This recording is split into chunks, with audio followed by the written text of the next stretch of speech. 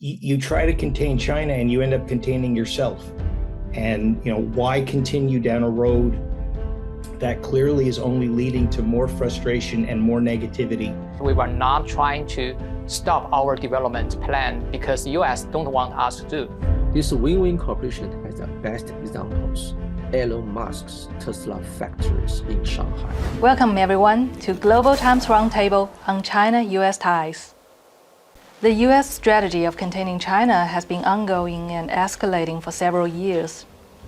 What impact has this strategy had on US itself? All those burdens actually was accepted by US importers and finally the end users in the American markets.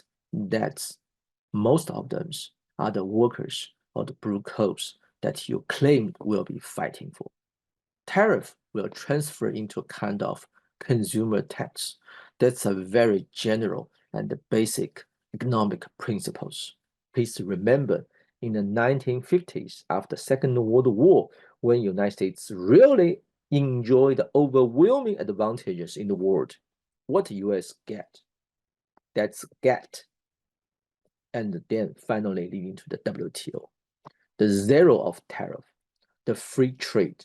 A powerful United States has enough confidence to defeat any kind of country's productions in a free competition market, not because they have a strong tariff tools, but they have a really advanced, amazing technologies and productions. Nowadays, if the United States will go back to these tariff tools, that's not to make America great again. Such kind of policies prove that actually you admit United States are not as strong as used to be. You try to contain China and you end up containing yourself. And what I mean by that is, the data are pretty clear. The longer and the more significant the tariffs, the far more likely that they're going to be unemployment or a rise in unemployment in the United States. And you're likely to also see a decline in the overall GDP of the country. No president would want that hanging around his neck. No president wants to hear or be told under your watch employment went up or unemployment went up and GDP went down.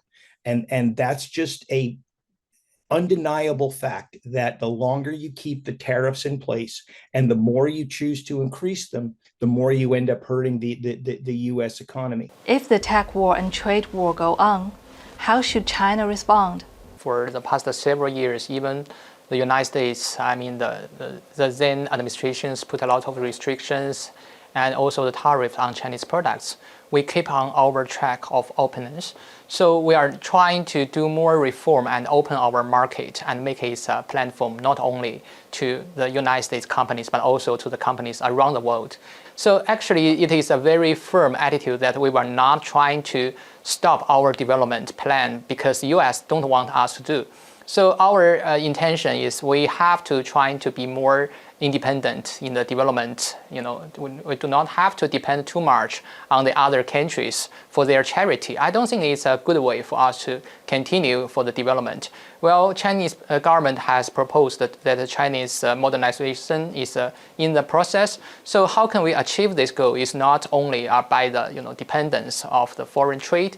We have to try and find up a better way for Chinese companies and the Chinese market to have a more sustainable ways. Do you have any advice on US government on China-US relations? Many areas.